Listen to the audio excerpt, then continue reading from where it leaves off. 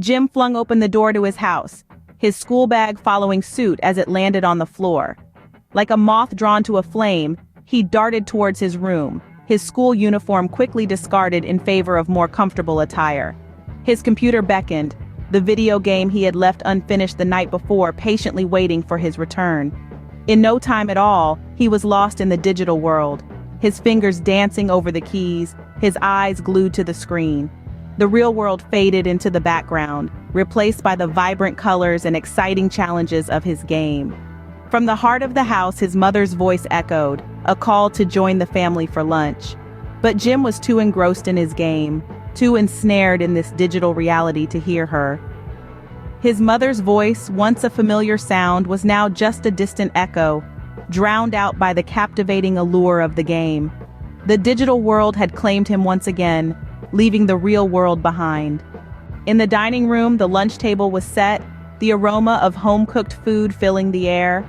Benathan, Jim's father, had come home especially for this family lunch, a rare treat given his demanding work schedule. He sat down at the head of the table, anticipation and warmth in his eyes. Beside him, Siri, Jim's mother, dished out generous servings of food onto their plates. A small, adorable face peeked over the table. That was Johnsy, Jim's younger sister, her eyes wide with excitement at the prospect of a family meal.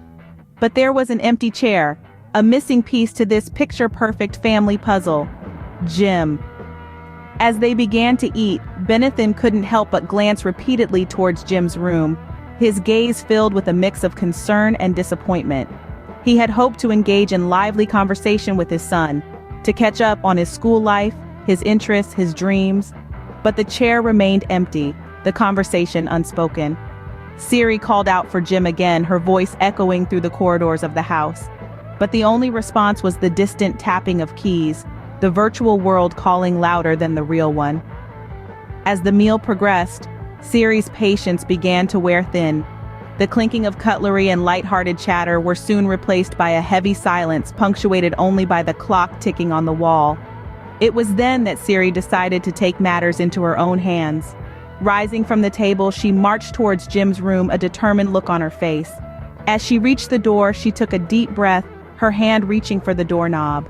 She was about to break the spell to pull Jim back from the digital world and into the real one, where his family awaited him.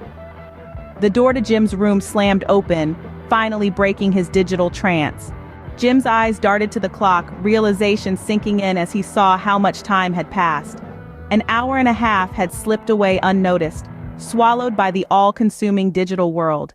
He'd been engrossed in his game, oblivious to life beyond the glowing screen. And in those 90 minutes he'd missed something important: lunch with his family. His father, who rarely found the time to eat with them, had been there. His little sister Johnsy, always full of stories, had been there. And he'd been absent, lost in a virtual universe. A pang of regret washed over him as he thought about the conversations he'd missed, the laughter he hadn't shared, the connections he hadn't made. That's the thing about screens and social media. They have a way of making time evaporate, of pulling us away from the things that truly matter. As he stood up to join his family, he mumbled to himself, "Time flies in the digital world." Jim walked into the dining room, the remnants of lunch still on the table. There, he found his father and sister, their meal nearly over. With a pang of regret, he hastily began to eat, trying to catch up on the time he'd lost. His father, always eager to engage, started a conversation. They spoke of school, of friends, of life. It was a connection, a moment of shared reality away from the digital world. But it was fleeting. Suddenly, his father's phone lit up, breaking the spell. "Oh, it's a call from the office," Benathan remarked, his tone full of disappointment. The conversation was cut short, the connection missed. With a kiss on Jim's forehead and a quick goodbye, Benathan left, the weight of his work pulling him away. Left alone, Jim finished his lunch in a hurry. As his father left, Jim hurriedly finished his lunch and ran back to his room, back to his game.